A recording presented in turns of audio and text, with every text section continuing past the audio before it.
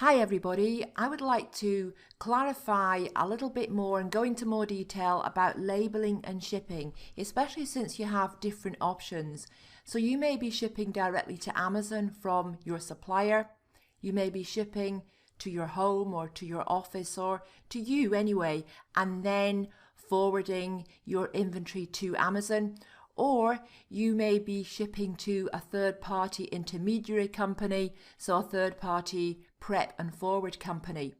So you're going to be using one of these three options anyway. So let's take a look at each one and how you would go about the labeling for each one. First of all, let's just clarify a few things. If you are shipping from overseas, you cannot ship directly to Amazon in Europe or in Canada. Now the reason for that is because there are customs implications. You can ship directly to Amazon in the US. Now, when you are shipping directly to Amazon, the shipping should be arranged via your supplier. And your supplier should be using FedEx or DHL or UPS. They shouldn't be using one of the lesser known carriers. So for example, there are some Chinese carriers that are cheaper, but you don't want to go down that route. So whenever you get your shipping quote from your supplier, make sure that if they haven't told you who the shipping is with, make sure you ask them, because you absolutely need to make sure that you are getting one of these well-known carriers like FedEx or DHL. And you should be using Air Express. In my opinion, you shouldn't even be considering sea shipping as a new seller. Now, when you're shipping directly to Amazon, the supplier needs to affix the barcode to each unit. Now, that could be the UPC or the FNSKU. Now, I've highlighted FNSKU here because if you have your supplier affix the FNSKU, then you won't need Amazon to do it for you when your goods arrive at the Amazon warehouse. So in which case, it's going to save you 20 cents per unit. So therefore, if your supplier is affixing a label, a barcode label for you, because they would be doing that if you're shipping directly to Amazon, you might as well have the FNSKU affixed, because that is going to save you money. You also need to create the incoming shipment in Seller Central so that you can get the FBA shipping labels. Now the FBA shipping labels, which you will download from Seller Central, we're looking at that in a moment, the supplier needs to put the FBA shipping labels on the shipping boxes. So on the box or the boxes, you may have one box, you may have more. So if you are shipping directly to Amazon from your supplier needs to affix both the barcode and the FBA shipping label. The barcode that goes on each individual unit and the FBA shipping label that goes on the outside of the box or the boxes, depending on how many you have. And just a quick reminder here that you cannot ship directly to Amazon from AliExpress or from Zentrada because none of the prep work will have been done. So in other words, when you order from a wholesaler like AliExpress or like Zentrada, or most wholesalers actually, when you order from them, what you see is what you get. They're not going to do any prep work. They're not going to affix any labels for you. They're not going to put FBA shipping labels on the outside of the box or anything like that. So you can only ship directly to Amazon from Alibaba or from suppliers who do prep for Amazon. Now there are other suppliers who do prep for Amazon. Alibaba is not the only one. There are domestic suppliers such as Cole Imports who will also prep for Amazon. Now all of this is covered in the course. Now if you are shipping directly to Amazon but you are shipping domestically, so you're not shipping from overseas, that means you can ship directly to any Amazon marketplace as long as your supplier is not overseas. So if your supplier is a domestic supplier, it's not from overseas, you can ship directly from your supplier to any Amazon marketplace, providing of course your supplier permits that. And in this case, because it's domestic shipping, your shipping should not be arranged with the supplier through the supplier. Your shipping should be arranged through Seller Central using Amazon's partnered carrier, And the reason for that is it is much cheaper. It's a discounted service that Amazon provides. But if the supplier is sending directly to Amazon, they still need to affix the barcode. So that would be preferably the FNSKU code, and the supplier still needs to put the FBA shipping labels on the boxes. Now, the second option is shipping to you first, so to your home or to your office or wherever, and then you do the prep work and you forward to Amazon. Now, if this is what you're doing and you're ordering from a supplier overseas, then the shipping should be arranged via your supplier. And once again, it's the same as if your supplier was shipping directly to Amazon. You still need to be using Air Express, because otherwise it's going to be too costly and it's going to take too long and it's going to be too complex. And you still want to be using one of the major carriers like FedEx or DHL. Now, when you receive the items, so when you get your inventory from your supplier, you need to prep it. So the one thing you need to do is to affix the FNSKU over the top of any existing barcodes on the units. And this will, of course, save you the 20 cents per unit when you send your goods, your inventory, to the Amazon warehouse. Then you need to create the incoming shipment in order to get the shipping labels. And once you've got the shipping labels, you put the shipping labels on the outside of the boxes and you send to Amazon. Now, you may be doing other prep work as well, but I'm not discussing that here because that's discussed elsewhere, and that's an optional thing that you may be doing. So, for example, if you're repackaging or if you're creating bundles or multi-packs, that kind of thing. So here we're just covering what you absolutely need to do as far as labeling is concerned. Now, shipping to your home and then forwarding to Amazon from a domestic supplier, so domestic shipping. Now, this is almost the same as if you were shipping from China to your home. So if you're shipping from a supplier within your own country, it's almost the same. The only difference is you may be using, or your supplier may be using, a different carrier, and that's okay because it's not coming from overseas. But everything else is the same. You'll be affixing the FNSKU onto each unit, and you'll be affixing them over the top of any existing barcodes that are on there. You'll create the incoming shipment to get the shipping labels, and then you'll put the shipping labels on the outside of the boxes before sending to Amazon. Now, the third option is using an intermediary company, so a prep and forwarding company that your supplier ships your inventory to, and this company, this intermediary company, then gets your products ready for the Amazon warehouse, for Amazon FBA, and then forwards them to Amazon FBA. So if you're doing this from overseas, shipping should still be arranged via your supplier, and it should still be Air Express, and it should still be using one of the main carriers like FedEx or DHL. Now, in the US, the most popular company like this, the most popular third-party prep and forward company is FBA Inspection.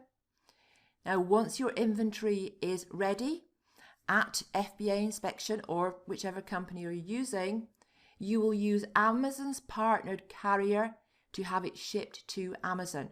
I'm going to show you this in screenshots in a moment. Now, if you are shipping to a third-party prep and forward company from a domestic supplier, so within the same country, it is all pretty much the same here, except that I have missed out. I haven't bothered to mention the Air Express using FedEx DHL because that is not relevant. But other than that, it's exactly the same. Now, let's take a look at getting the FNSKU labels. So where do you get these from in Seller Central? Well, if you go to Manage Inventory, so log into Seller Central and go to Manage Inventory, and over on the right hand side, you'll see the Edit option. Click the drop down box and select Print Item Labels. Now, you can also do this while you're creating your incoming shipment, but I'm just showing you the easiest way here. You can get to this anytime at all. So once you've set up a listing, you can go to Manage Inventory and you can get to your Print Item Labels option anytime you want to. Now, when you select Print Item Labels here, on the next page, you have a choice of different sizes. Now this is going to depend on the size of your product. So what do you think would suit your product best? Is it a tiny product, in which case you're going to want as many labels as possible on one sheet, so the smallest size possible, which would be 44 labels on an A4 sheet. And if it's a large product, you might want to go for the biggest label possible, which will be 21 labels on an A4 sheet. So you just got to use your common sense here. What size would actually suit best? And you're not actually printing them off right now, you're only downloading them, which I'll show you in a moment. So if once you've downloaded them, you look at them and think, no, they're too small or they're too big, just go back here and choose a different size. Now, before you click print item labels, you need to enter the number of labels you want to print in here. Now, if you only enter one, you're only going to get one label. So if you want a full sheet of labels, and you've chosen, say, this one here, 24 labels, you'd enter 24 on here, that's going to give you a full sheet. But if you only want a few labels, you don't want a whole sheet of them, you can just put in the number that you want here, and then go ahead and click print item labels. Now when you do that, you're going to get this little pop-up, and it's going to remind you that you need to cover up any existing barcode on your products with these labels, with these FNSKU labels. And once you click OK there, then what's going to happen is they're going to download to your device. So they're going to download in a PDF. Now in this case, because I chose 4, I put 4, I entered 4 I should say, in the number here. I've only got 4 labels because that's what I entered, that's the number I entered. So now the sheet of labels is downloaded to your device. Oh, I should have said, let me just go back here. Let's say you want 10 sheets of labels and you want 10 sheets of 24 labels. You'd actually put 240 in there. So you don't have to go back and do it all again every time you want a sheet. You can get as many sheets as you want. Okay, now that you have the FNSKU labels downloaded to your device, you are either going to email the PDF to your supplier, if your supplier is sending directly to Amazon for you, or you are going to email the PDF to your third-party prep and forward company, or you are going to print these off for your own use if you are putting the FNSKU labels on yourself. So that depends which option that you are going for. But that's how you get the FNSKU labels, and that's how you decide which size to go for. You decide which size to go for based on the size of your product. And as I say, once you've downloaded, if they look too big, you can choose a smaller size. If they look too small, you can choose a bigger size. And this is not a real size, by the way, because this is a screenshot. But anyway, that's how that works. Now let's take a look at getting the FBA shipping labels. And these go on the outside of the shipping cartons. So once you have created your incoming shipment and you've set everything up, you will have a button that says work on shipment or continue. It really depends on whether or not you are using an existing shipment or creating a new one. But anyway, it doesn't really matter. You want to get to this part here, which is where you are basically going to choose your carrier or tell Amazon which carrier you're going to be using and print off your labels. And this is at the end, right at the end of setting up your incoming shipment. Now, first of all, you can review and modify units. So if you think that, oh, you're not sure if you entered the right number of units or number of boxes, you can review that there if you want to. The second thing you can do is choose your shipping method. It's going to be small parcel delivery because you're shipping individual boxes. And it doesn't matter how many boxes you've got, 1 or 20 or 100, it's still small parcel delivery. Now for your shipping carrier, if you are shipping from overseas, so if the address you entered when you were creating your incoming shipment, the address where your goods are being sent from, your inventory is being sent from, if that's an overseas address, this will be grayed out. So the Amazon partner carrier will be grayed out because that's for domestic shipping only. So down here you have, I like to use my own, I'd like to use my own, and you can choose an option. Now I always just choose other. So you can choose DHL or FedEx or UPS, but I just choose other, and I advise you to do the same. Now the reason for that is, first of all, you may not be sure, do I choose Federal Express Corp or do I choose FedEx Ground? So you might not be too sure what to choose. Just choose other. And that's okay, because what happens is once you have your goods have been shipped from your supplier and they're on their way to Amazon, because what I'm showing you here at the moment, this is if you were shipping direct to Amazon. I'll show you the other way in a moment. Then what happens is once you get your tracking number or your tracking numbers, depending on how many boxes you have, and you enter those in Seller Central, the system will recognize them as either FedEx or DHL or UPS. So Amazon can actually recognize the tracking numbers and they will know who your carrier is from your tracking numbers. So you can just choose other here and that's perfectly okay. Now, if you were shipping domestically, so for example, if you are shipping from your home, or if you're using a third-party intermediary company and that company is obviously going to be in the same country as the Amazon marketplace you're selling on, then you would be using Amazon's partner carrier. And in which case this wouldn't be grayed out, because the address that you would have entered when you created your incoming shipment, that would have been a domestic address, not an overseas address. So you can choose either UPS or FedEx, it doesn't really matter, but either way you're going to get a really good shipping rate with them.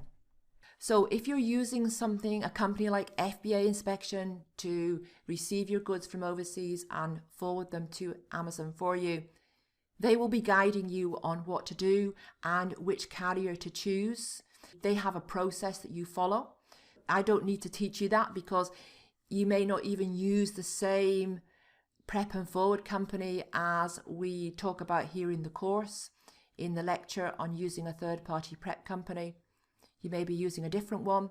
You may be using one in a different country. They all have their own process that you follow. So you follow their tutorials and their process, and they will prompt you and tell you when to go and set up your incoming shipment. They will tell you where and how to send your shipping labels to them and everything else. All right, so, but if you are shipping from your own house, then you will choose either UPS or FedEx. And when you do that, you will get specific shipping labels to actually put on your boxes. Okay, now the next thing, once you've done that, the next step is to provide Amazon with some information about the contents of your shipping boxes. You have three choices: use web form, upload file, or skip box information and apply manual processing fee. Now this is a new thing and you don't want to do that. You want to click use web form, and when you do that, this will open up, and all you have to do is enter the number of units that's going in each box, how many boxes you've got. So in this case I've entered 4 and 40 units per box. So the total quantity of units I have for this shipment is 160. You also want to know the box weight and the box dimensions. Now in the US they work in imperial measures, so pounds and pounds weight and inches for measurements, whereas in Europe we work in metric, and in China most of the time their measurements are metric as well. So most of the time you're going to have kilograms for weight and you're going to have centimeters for dimensions, which means that if you are setting up an incoming shipment here on Amazon.com, so in the US, you'll need to do that conversion yourself before you enter the actual figures. All right, but you can get all this information from your supplier. So your supplier will tell you what is the weight of the box, what are the dimensions of the box, and as I say, you may have to convert that from kilograms to pounds and from centimeters to inches. So you put that in, that information in, and then you click confirm.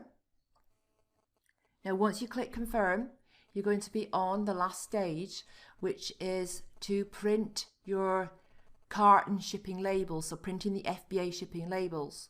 Now you may get this message saying you've requested to change the number of boxes for your shipment. Now this message, for whatever reason, it comes up a lot for me regardless of whether I've changed my box number or not. In fact, most of the time I haven't changed the number of boxes in my shipment, but I still get the message. So basically, if you get that message, just completely ignore it. Now for the box label size, you won't be able to choose anything, even though there's a drop down box there. The size that's here will be the size that the Amazon system has decided is best for the size of the box. You put the box measurements in, so now you're getting the right size of labels for your box. And as you see, I have 4 boxes because that's what I entered. That's what I told when Amazon I had when I was setting up my incoming shipment. I have 4 boxes. And clicking on print box labels, what that does is, just like with the FNSKU labels, it's going to download the labels to your device as a PDF. Now the thing to remember is that each label is different, so each label is unique. If you are sending these or emailing these to a supplier who is not familiar with sending products to FBA, to Amazon FBA, you need to make absolutely sure they understand that they can't print off one label and duplicate that label on multiple boxes.